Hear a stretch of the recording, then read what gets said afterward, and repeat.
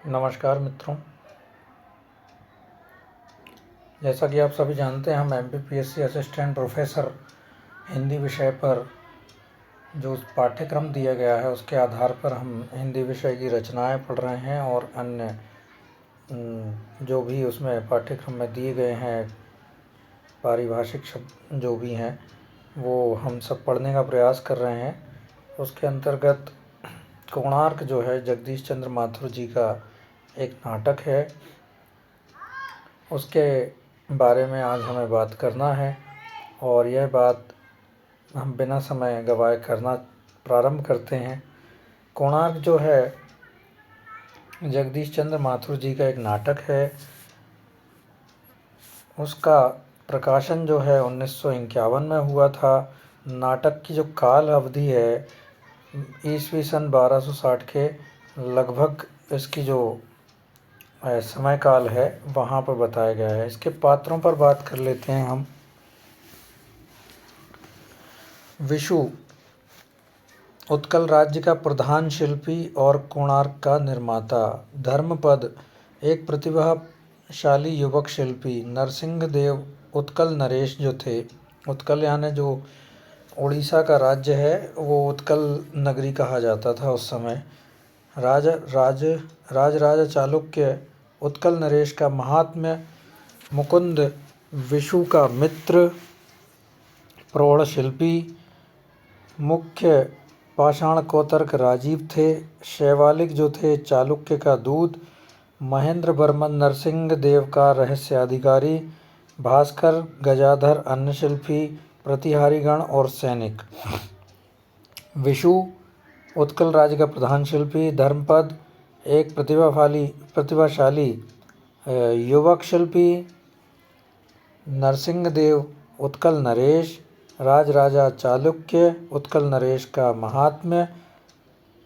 मुकुंद जो थे विशु का मित्र और प्रौढ़ शिल्पी थे। राजीव जो थे मुख्य पाषाण कोतर्क थे। शैवालिक जो थे चालुक्य के दूत थे। महेंद्र वर्मन नरसिंहदेव के रहस्याधिकारी थे। भास्कर गजाधर अन्य शिल्पी थे और प्रतिहारी गण थे और सैनिक भी थे। नाटक का प्रकाशन 1951 में हुआ था। काल और उसका जो काल है 1260 ईस्वी के समय का है। प्रथम अंक कोणार्क मंदिर में विशु का कक्ष, जो जगह बताई गई है कोणार्क मंदिर में विशु का कक्ष, जो मुख्य जो प्रधान शिल्पी रहे हैं विशु उनका कक्ष। द्वितीय अंक में भी कोणार्क मंदिर में विशु का कक्ष और तृतीय अंक में मंदिर के गर्भगृह से सटा अंतराल था। कथासार इस प्रकार है, क्योंकि बहुत बड़ा नाटक है इसलिए हम इसका कथासार पढ़ेंगे। उत्कल के राजा नरसिंहदेव रहते हैं, जिनकी इच्छा से 1200 शिल्पी करीबन 12 वर्षों से महाशिल्पी विशु की कल्पना को पूरा करने में लगे हैं। विशु कोणार्क के मंदिर को बनाना चाहते हैं। विशु लगातार निराश हो रहे हैं क्योंकि वे 10 दिन से मंदिर के शीर्ष पर कलश स्थापना करना चाह रहे हैं, लेकिन वह हो नहीं पा रहा था। विशु की एक कथा यह भी है कि वह चंद्रलेखा से प्यार करता है, लेकिन जब वह गर्भवती हो जाती है तो उसे छोड़कर भाग जाता है। नरसिंहदेव जो कि राजा हैं उत्कल नगरी के, नरसिंहदेव बंगाल में यवनों को पराजित करके आने वाले हैं। उनके नहीं रहने पर वह शासन चालुक्य के हाथ में आ जाता है, जो बहुत ही दुष्ट है। वह शिल्पियों को धमकी देता रहता है कि अगर एक सप्ताह में कलश की स्थापना नहीं हुई तो वह शिल्पियों के हाथ काट देंगे। फिर एक आत्मविश्वास से भरा हुआ लड़का जिसका नाम धर्मपद है, वह आश्वासन देता है कि 7 दिन में कलश की स्थापना कर देगा, लेकिन वह पुरस्कार के रूप में विशु का 1 दिन का पद मांगता है। जब महाराज अभिषेक कर रहे हों उस दिन दूसरे अंक में कलश की प्रतिष्ठा हो जाती है। नरसिंहदेव खुश होकर जब विशु को सम्मानित करना चाहते हैं, तब विशु कहता है कि पुरस्कार का असली अधिकारी धर्मपद है। नरसिंहदेव को जब दुष्ट चालुक्य के कारनामे का पता चलता है तो वो सभी शिल्पियों को उसका वेतन देते हैं और ज़मीन सैनिकों ने कब्जा किया था उसे आज़ाद करने की बात कहते हैं। धर्मपद का व्यक्तित्व इतना प्रभावी रहता है कि नरसिंहदेव उसे दुर्गपति बना देते हैं। चालुक्य ने शिल्पियों पर आक्रमण कर दिया था। धर्मपद युद्ध में घायल हो जाते हैं। उनके गले से हाथी दांत का कंकड़ गिर पड़ा था। वह उस माला को ढूंढते हैं। तब मुकुंद, जो कि विशु के मित्र हैं, बताते हैं कि वह माला विशु ने उठा ली है। धर्मपद खुश होता है क्योंकि वह माला उसकी माँ ने दिया था। उसमें जो कंकड़ जड़ा हुआ था वह विशु ने ही बनाया था। मुकुंद धर्मपद से कहता है कि विशु ही तुम्हारे पिता हैं। वह सन्न रह जाता है। वह कहता है कि मेरी माँ ने मेरे पिता का कुछ और नाम बताया था। तब विशु ने कहा कि हाँ, मेरा नाम असली नाम श्रीदत्त है। धर्मपद उस घायल अवस्था में भी शिल्पियों के पास जाना चाहते हैं, लेकिन उसके पिता विशु से मोह के कारण रोकते हैं। जिस पर धर्मपद कहता, आर्य, मैं जानता हूँ आप कायर नहीं हैं, पर मेरा मोह आपको दुर्बल बना रहा है। आर्य, जाते जाते आपको याद दिलाऊं कि आप पिता होने के पूर्व शिल्पी हैं, कारीगर हैं। आज शिल्पियों पर अत्याचार और प्रहार हो रहा है। कला पर मदान्यता टूट पड़ी है। सौंदर्य को सत्ता पैरों तले रोंद रही है। और कोणार्क, आपका सुनहरा सपना, जिस घोंसले में आपके अरमानों का पंछी बसेरा लेने जा रहा था, वही कोणार्क एक पामर, पापी, अत्याचारी के हाथ का खिलौना बन जाएगा। आतंक के हाथों में जकड़ी हुई कला सिसकेगी। वही कारीगर की सबसे बड़ी हार होगी, सबसे भारी हार। लेकिन जब चालुक्य सबको पराजित कर मंदिर की तरफ बढ़ता है, तब महाशिल्पी विशु खुद ही मंदिर को तोड़ देते हैं। मुकुंद के मना करने पर भी वो उसे तोड़ते रहते हैं। कुछ प्रमुख बातें हैं, वे भी पढ़ लेते हैं।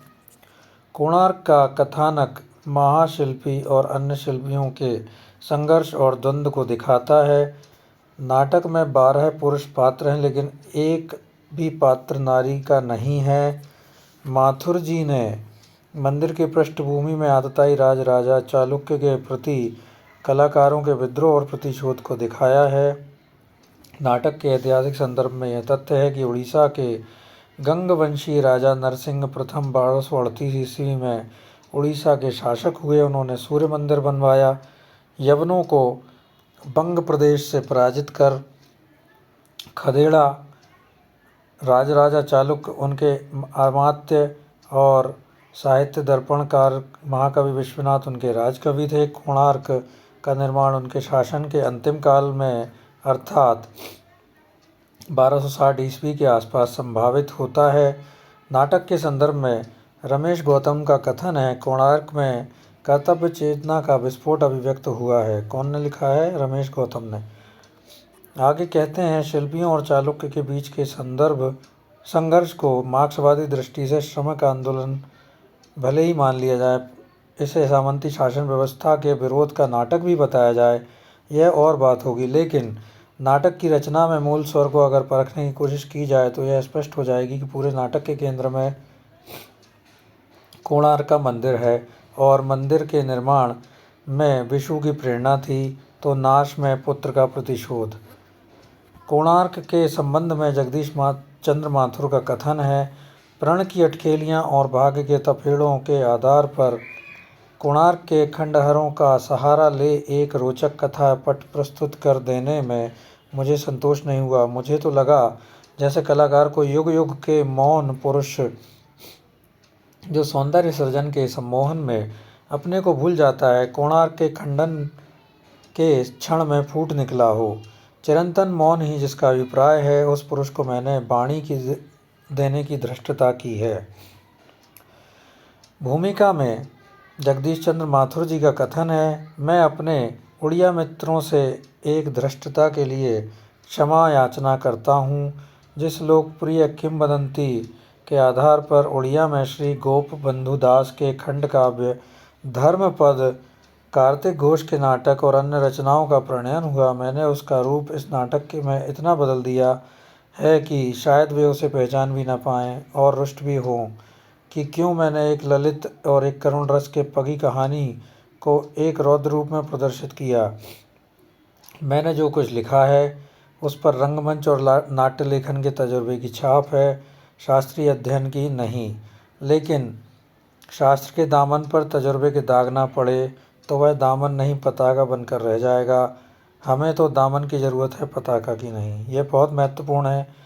लेकिन शास्त्र के दामन पर तजुर्बे के दाग ना पड़े तो वह दामन नहीं पताका बनकर रह जाएगा। हमें दामन की ज़रूरत है, पताका की नहीं। मुख्य अंश हैं जो पढ़ने के लिए बहुत महत्वपूर्ण है। विशु का कथन है, ज्योतिषी का वचन निरर्थक नहीं है बंधु। जानते हो हमने पत्थर में जान डाल दी है, उसे गति दे दी है। वह भूल रहा है कि वह धरती का पदार्थ है, उसके पैर धरती पर नहीं टिकते। पत्थर का यह मंदिर आज कल्पना के स्पर्श से हवा की तरह गतिमान, किरण की तरह स्पर्शहीन, सुगंध की तरह सर्वव्यापी हो रहा है। लेकिन धरती उसे जकड़े हुए है ईर्ष्या से। मुझे लगता है जैसे अनजाने ही हम लोगों ने पृथ्वी और आकाश के बीच भीषण संघर्ष खड़ा कर दिया। विशु का ही कथन है, शिल्पी को विद्रोह की वाणी नहीं चाहिए राजीव। मेरी कला में जीवन का प्रतिबिंब और उसके विरुद्ध विद्रोह दोनों सन्निहित हैं। तुम इस किशोर को बुला लाओ, मेरी दृष्टि के स्पर्श से उसकी प्रतिभा की गंध जागृत होकर उसकी वाणी को मौन कर देगी। मुझे उसकी कला चाहिए।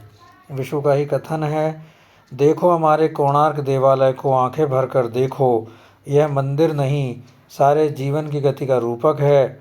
हमने जो मूर्तियाँ इसके स्तंभों और इसकी उपपीठ और अधिष्ठान के अंकित की हैं उन्हें ध्यान से देखो। देखते हो उनमें मनुष्य के सारे कर्म और उसकी सारी वासनाएं, मनोरंजन और मुद्राएं चित्रित हैं। यह तो जीवन है।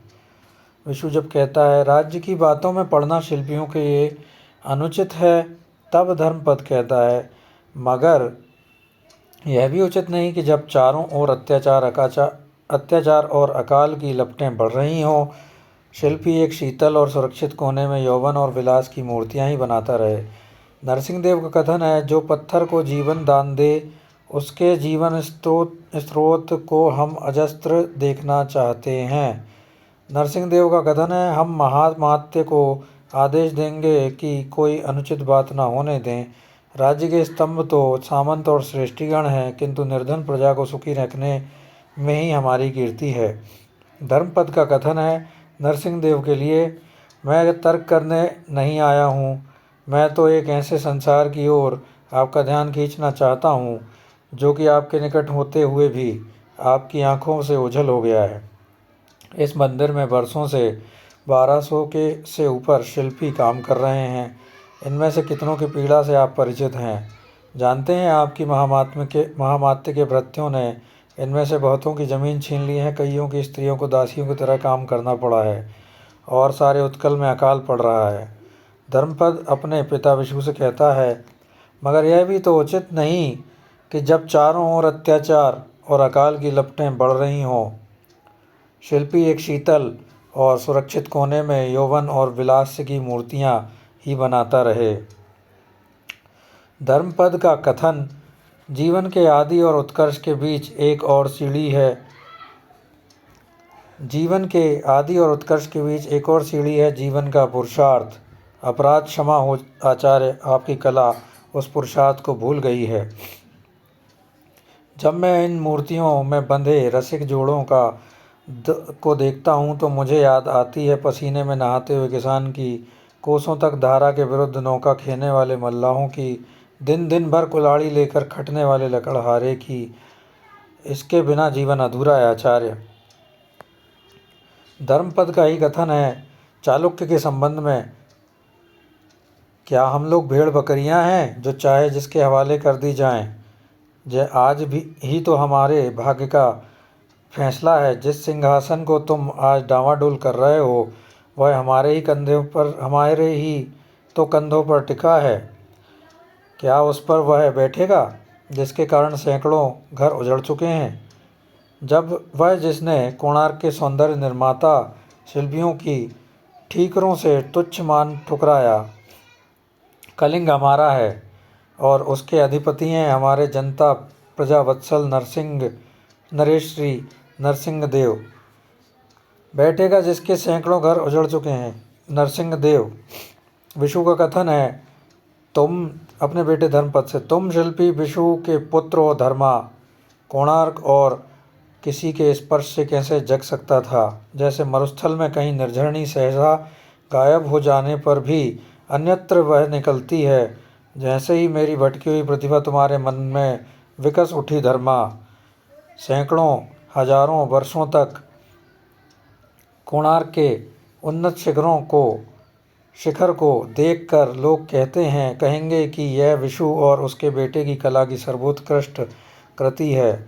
मेरे जैसा भाग्यशाली पिता आज उत्कल में और कौन है। विशु का कथन है, कैसा अपूर्व क्षण होगा वह, मेरी सारी साधना फलीभूत होकर आह्लाद और उन्माद में निलय हो जाएगी। धरती और अंबर मेरे उल्लास को संभाल ना सकेंगे। कोणार्क का प्रत्येक पत्थर अनन्य रागिनी को प्रतिध्वनित करेगा और शिल्पी के गौरव के आगे सारे संसार की समृद्धि नतमस्तक होगी। धर्मपद अपने पिता से क्या कहते हैं, आर्य, मैं जानता हूँ आप कायर नहीं हैं, पर मेरा मोह आपको दुर्बल बना रहा है। आर्य, जाते जाते आपको याद दिलाऊं कि आप पिता होने के पूर्व शिल्पी हैं और कारीगर हैं। आज शिल्पी पर अत्याचार का प्रहार हो रहा है, कला पर मदान्यता टूट पड़ी है, सौंदर्य को सत्ता पैरों तले रौंद रही है, और कोणार्क, आपका सुनहरा सपना जिस घोंसले में आपके अरमानों का पंछी बसेरा लेने जा रहा था, वही कोणार्क एक पामर पापी अत्याचारी के हाथ का खिलौना बन जाएगा। आतंक के हाथों में जकड़ी हुई कला सिसकेगी, वही कारीगर की सबसे बड़ी हार होगी, सबसे भारी हार। विशु सूर्य भगवान से कहता है, तुम मेरे सारे जगत के प्रतिपालक हो, पर मैं यह कैसे भूल सकता हूँ कि मैं तुम्हारा निर्माता हूँ। बहुत महत्वपूर्ण है, सूर्य से कह रहे हैं विशु। तो यह था मित्रों हमारा कोणार्क नाटक का सार। इसे अच्छे से एक बार सुन लीजिएगा, पढ़ लीजिएगा, यह बहुत सहायता प्रदान करेगा। अगले वीडियो में कोई दूसरा टॉपिक लेके हम बात करेंगे। तब तक के लिए बहुत बहुत धन्यवाद। बताइएगा कैसा लगा।